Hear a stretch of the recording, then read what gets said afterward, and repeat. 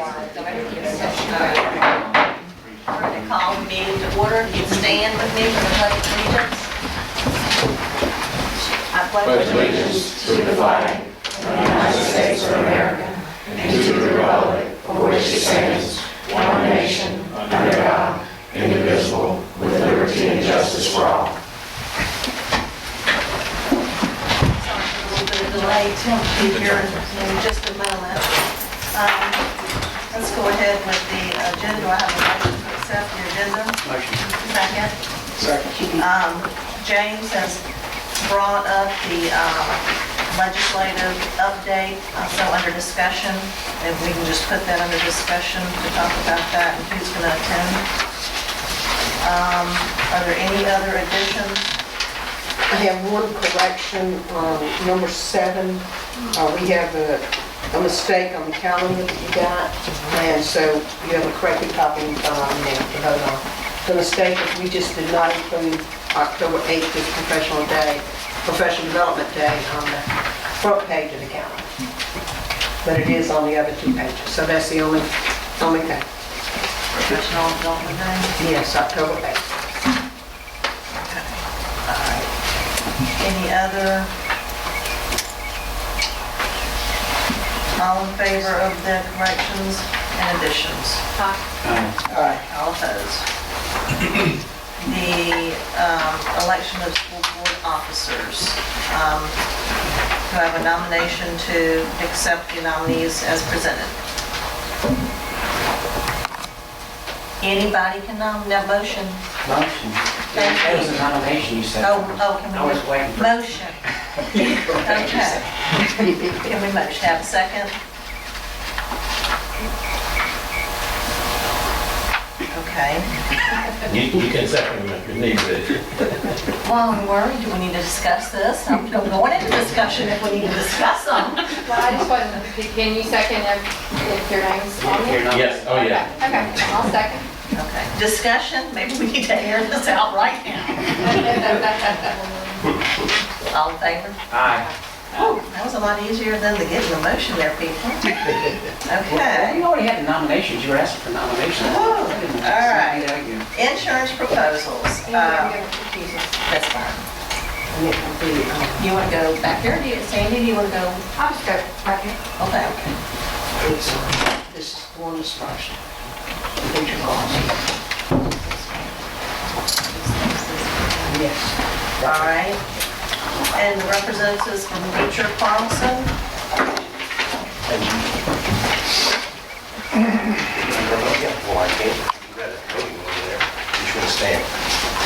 I can just stand on Okay. Thank you. I appreciate the opportunity to be on. Calvin Foster. I'm with the Beach Carlson Insurance Services here in Duckport, formerly Sawyer Foster Insurance in Duckport. Basically, what we're going to do today is just give you an overview of Beach Carlson, our process of insurance brokerage and risk management, few outlook that are outlook on the market, and then open it for any questions. I don't look at this being a real long, drawn-out process. I think, sir, we're going to try to condense it 10 minutes. Sure. If that's okay. Sure. Appreciate that. Thank you.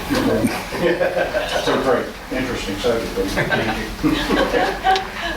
One that everybody loves to talk about. Let me tell you first a little bit about Beecher Carlson. We're over 25 offices nationwide. We're a national broker with over 500 employees, and I believe the largest national broker with an office on the major office on the Mississippi Gulf Coast.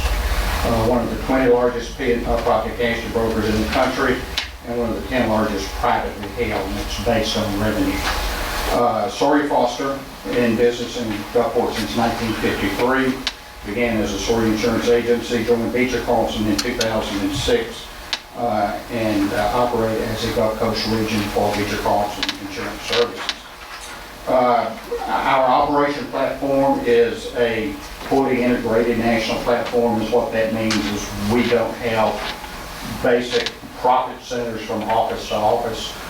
We all operate as one entity on a flat integrated platform, and give you an idea of how that operates. Well, we have a full staff here in Gulfport on the coast. Certain offices like Atlanta serve as our property division, while we have property brokers in our Gulfport office. We have a full staff in Atlanta, 15 plus people, that their main function is to design, manuscript, implement, and manage complex property programs. Public entity division located in 3 offices in Nashville, Denver, and Portland, and the public entity division, which also includes schools. So that gives you an idea of how we operate. We utilize those resources when necessary and when we need to fill out a program. On page 3 is the results of the Greenwich Associates Large Corporate Insurance Study.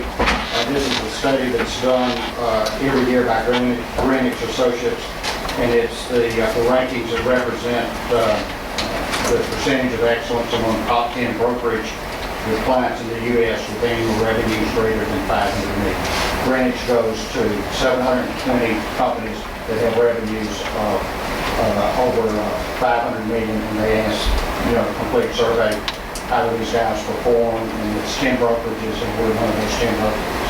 And these are the grades that we come up with. And you can see the divisions and the parts that we're in there. And we scored 1 in 2010, 1 in 2009, number 2 in 2011, and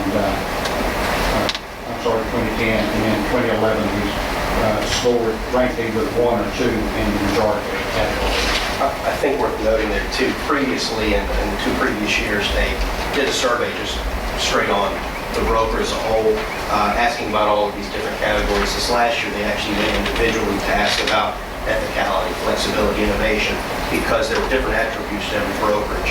And these are the ones where we placed first or second. Those are which we're extremely proud of. So I think it says a lot about the company as a whole. Sure. Again, with the short time frame that we're working in, and for the sake of time, the majority of the conversation from here on out is for the property placement. Casualty is a smaller portion of the spend, so we figured we focus on the largest piece. But as Calvin mentioned, our public entity practice would oversee the casualty placement, and with the national resources in place, we certainly have the capability to do that and clients to support. Very quick on status of the property market to kind of gauge an expectation for this year. We're kind of calling it the perfect storm. This time last year, we were at about a 5-year window of what was a very good buyer's market for property insurance buyers, especially on the Gulf Coast. We hit the peak after Katrina, and it's seen rates continually drop for the last 4 or 5 years. We knew things were on the cusp of starting to possibly make an upturn. It was going to take a major event to make that happen. Last year, when we look at 2011, from a global catastrophic event, no single event was enough to really turn the market. But collectively, when you talk about what happened in Japan, you talk about New Zealand, Australia, the tornado events domestically, the Mississippi River flooding events, collectively they took what was a earnings event in the insurance marketplace. Yeah, we're not going to do as well financially this year in a capital event where they're really having to evaluate their model, what they're doing in certain regions of the country, especially wind-prone areas, and kind of revise their model, if you will, which is why we're expecting rates to trickle up this year. Add in the fact that RMS 11 has now been fully implemented. Last year, some insurance carriers were doing it. Now everyone is utilizing it. RMS 11 is the risk modeling software that companies use to gauge the probable loss for a schedule of value, a schedule of property, if you will. From an updated standpoint, it was released last year. Everybody's now using it. Texas, largely affected. Louisiana, affected. The coast, we're seeing some impact. Mid-Atlantic region got a heavier hit than we did. But the main drivers, again, that's also revising how these companies engage their business model in certain areas, again, especially cat-prone areas.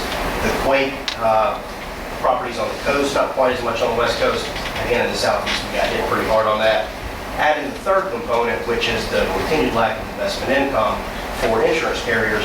Bottom line is people have capital invested in these companies. They're wanting returns. The investment income is not there, which they've used to offset losses in the past.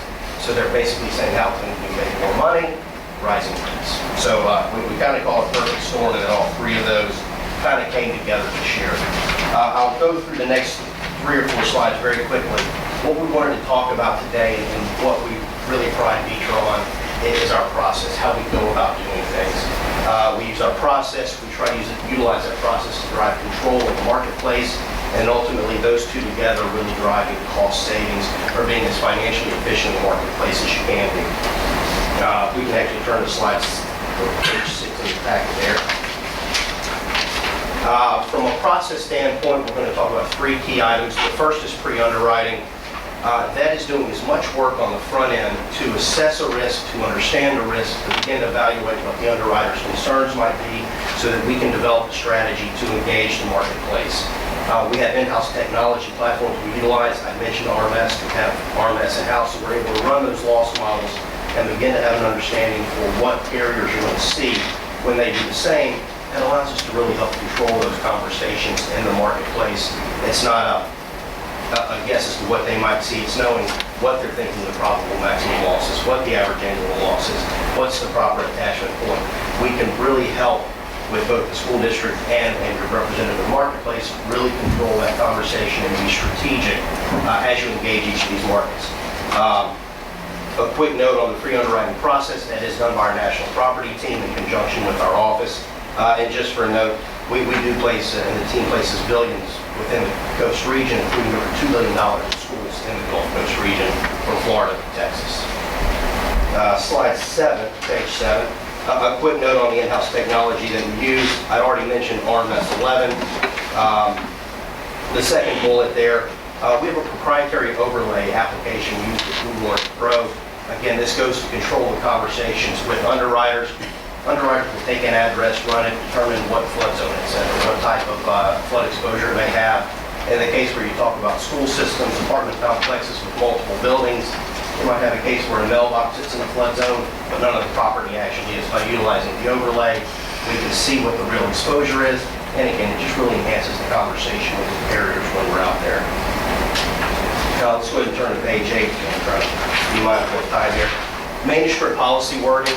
Again, something on that we do on the front end before engaging the markets. Not always it's a case by case as to when you use it, but when you can craft your own policy wording, have the markets agree to use that, you can begin to eliminate maybe something that could be vague, something ambiguous. You can put your required or your desired definitions, terms in there. Again, it really just helps control the overall process and eliminate some issues that could come to be in play down the road. Those 3 points on process being the pre-underwriting, the technology, and the manuscript form ultimately leads to a strategic engagement in the marketplace. It's about being tactical when you approach the markets, again, knowing the message before you're talking to them, setting those expectations for them on the front end. You're utilizing what you found through the pre-underwriting exercise to control that conversation again. That's what it's about in our minds, especially with this changing marketplace, controlling the market as best you can. That way you don't fall or allow the markets who are trying to get rate to control the process. You're trying to shift really needed points. Lastly, and what this is largely is a financial conversation today as well, we have process, which drives control, which actually we try to use to drive savings. There are 3 primary buckets we're looking at. First being premium to carriers. Through that pre-underwriting process, the strategic engagement is matching your needs with those carriers that are best suited to fit or play a role in the property program. We do target frictional costs. There are certain markets that can be accessed directly, some that have to utilize a wholesaler to go to. We try to access as much on a direct basis as possible. One, it keeps communication going. It also eliminates the frictional costs as those wholesalers are compensated for their work. But there are times when an E&S market, excess and surplus lines as it's called, is necessary when it is in the best interest for the school district or another client. So they're certainly always in consideration. The last piece we look at, which is part of our package or offering, if you will, is a fixed fee for service. A fixed fee for service is not always the best option. It doesn't work in every situation. Usually you will see it when there's a large property or a large casualty schedule. Actually, in our office, we're about 60% fee, 40% commission. So it's always on a case-by-case basis. But what we really like about a fee too is it allows you to engage us like you do any other professional service provider, whether it be landscape service or a flat fee for an attorney. It allows you to engage us in that fashion and do it ROI on what we are, the service we're providing, that you're seeing the value for that compensation. On that, I guess if there are questions, unless, Calvin, did you have anything you wanted to add? I really don't. I think we've covered all the points. Yeah. Just appreciate the opportunity to be here. 10 or 12 minutes, not that long time. Good. Well, we appreciate you No problem. coming and explaining all this to you. Does anybody have any questions at this time? I know that we're going to discuss the presentations and get now. Are there any dollar amounts? That's what I'm about to say, cost-wise. Are there, is that? No, it's, from my understanding, it's too early for dollar amounts. This meeting is to determine Whether we are interested. whether you're interested in changing your insurance carrier, what the two groups can provide for you. Because only one person, if I'm understanding correctly, can go to the market. Is that correct? Technically, could be multiple, but your most efficient in this case is finding your partner and engaging. So we were given the opportunity today to present a conceptual, a little bit about us to determine if we want to do best representation in the market as it is evolving. May I ask one question? Are there any other school districts on the coast that you guys, No, not on Mississippi Gulf Coast, primarily Texas and Florida. Thank you. Thank you very much.